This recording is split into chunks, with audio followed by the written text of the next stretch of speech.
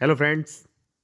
यदि आप रजिस्ट्री करवाने जा रहे हैं, अब रजिस्ट्री से मतलब है, हो सकता है आप दान पत्र करवाने जा रहे हैं, वसीयत करवाने जा रहे हैं, या कोई प्लॉट आप अपने रिश्तेदारी में किसी को दे रहे हैं, या आप चाचा की ज़मीन खुद अपने नाम करवा रहे हैं, अपनी ज़मीन चाचा को दे रहे हैं, तो ऐसा कोई आपका कार्य है, तो आज मैं आपको इस वीडियो में बताऊंगा कि भाई आप कैसे लाखों रुपए बचा सकते हैं।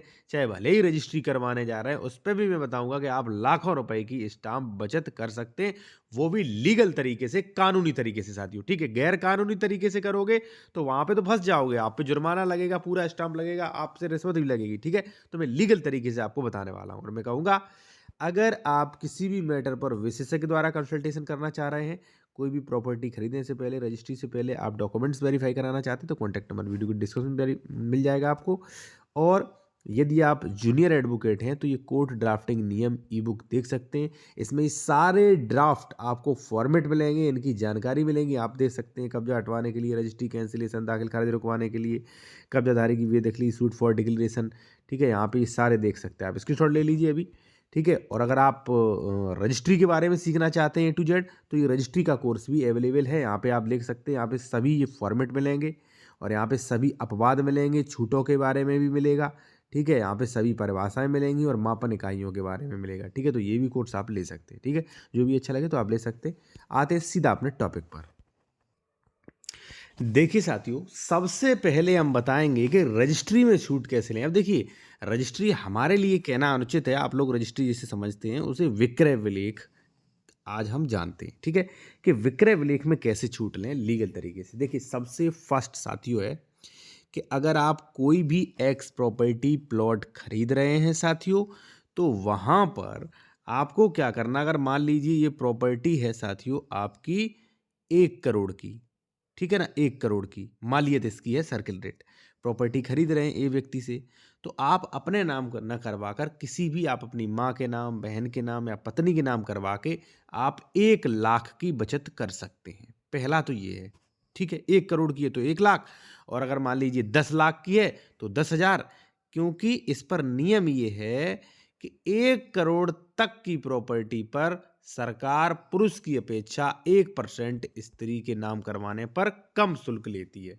ठीक है ना, अब नियम बदल दिया, पहले 10 हजार थी, अब 1 लाख छूट कर दी है। ठीक है ना, तो अगर आप मान लीजिए कम बजट है तो आप महिला के नाम करा के और 50-60 हजार तो रुपये बचा ही सकते हो। क्योंकि ऑन रोड पे अगर मान लीजिए ज़मीन खरीद रहे हैं तो कहीं 50 लाख मालियत हो जाती है, कहीं उसकी 60 लाख, कहीं 1 करोड़। ठीक है ना, तो ऐसी मालियत हो जाती है। अगर मान लीजिए 10 लाख की भी है तो भी आपके 10 हजार बच गए। पहली तो चीज़ ये है, महिला के नाम स्टाम्प छूट ले सकते हैं। ठीक है, और देखिए मैं कहूँगा, जिन लोगों ने हमारी ई बुक ली है वो 3.3 देखें, उसमें आपको ये सब मिलेगा। ठीक है ना, और अगर नहीं खरीदी है तो आप इसका स्क्रीनशॉट ले लें। रजिस्ट्री ड्राफ्टिंग नियम कोर्स है, ये वाला व्हाट्सअप नंबर है। ठीक है, तो पहले तो ये है कि अगर आपके पास पैसे की कमी है तो महिला के नाम करवा दें, फर्स्ट। ठीक है, दूसरा है साथियों,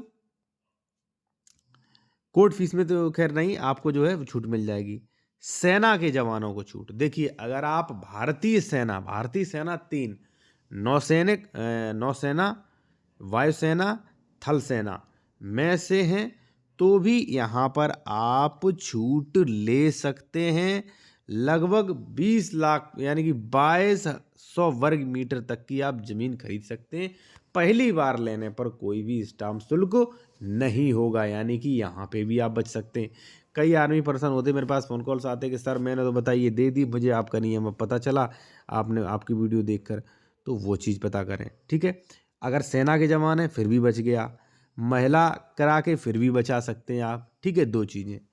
कुछ विशेष नियमों में और भी छूट है, जैसे साथियों, अगर मान लीजिए कई बार अपंग वगैरह जो दिव्यांग हैं, उन पे भी कुछ छूट का नियम है, मैं किसी वीडियो में विश्लेषण से बताऊंगा।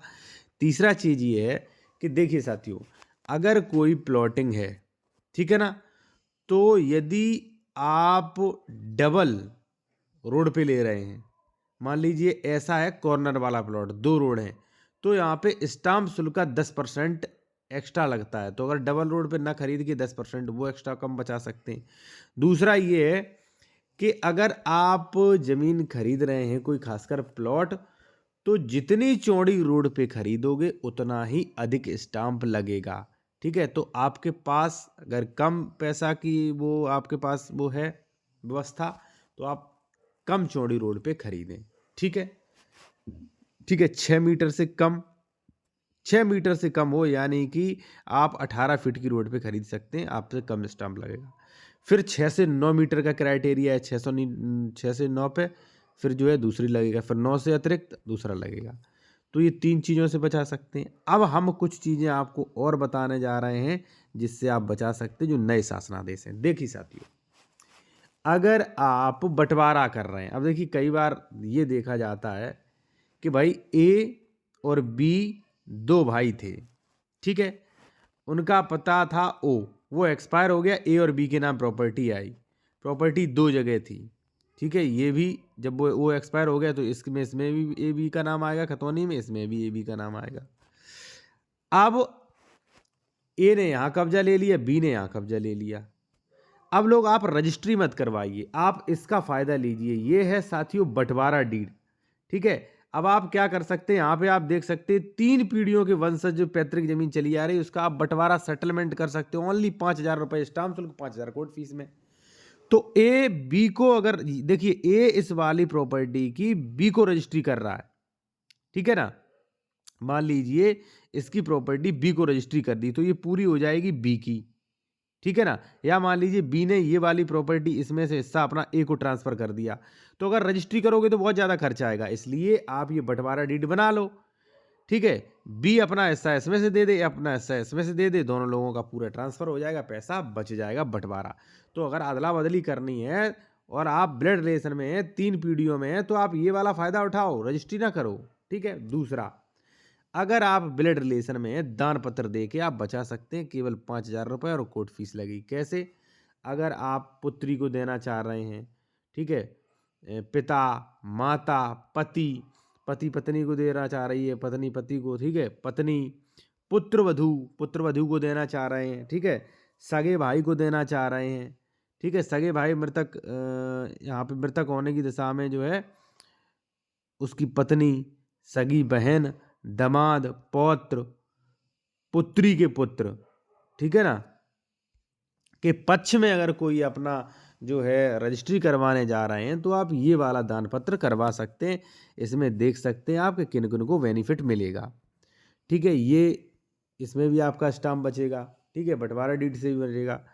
दूसरा है साथियों कि यदि मान लीजिए कोई व्यक्ति है आपके घर में या दूर में और ये जो है आप उसकी सेवा करते हुए कोई भी प्रॉपर्टी देना चाहता है, तो रजिस्ट्री ना करके आप वसीयत भी करा सकते हैं। वसीयत में कोई पैसा खर्च नहीं होगा और जैसे ही ये एक्सपायर होंगे आपको उत्तराधिकार मिल जाएगा। लेकिन बशर्ते ये है कि वसीयत आप अच्छी तरह कराएँ। अच्छी तरह का मतलब रजिस्टर्ड वसीयत करवाएँ, मजबूत भाषा लिखवाएँ उस पर, ठीक है? अपने 2 गवाह रखें, वीडियोग्राफी भी करवा सकते हैं। आप चाहें तो मजबूत वसीयत का हमसे फ़ॉर्मेट भी ले सकते हैं साथियों, ठीक है ना? तो इस तरीके से जो है आप करें साथियों और आप लाखों रुपए स्टाम्प बचा सकते हैं। फिर भी आप कोई कंसल्टेशन विशेषज्ञ द्वारा करना चाह रहे हैं तो हमारा कॉन्टैक्ट नंबर वीडियो के डिस्क्रिप्शन में मेंशन किया गया है। व्हाट्सएप पे मैसेज करके निर्धारित शुल्क जमा करके बात कर सकते हैं आप।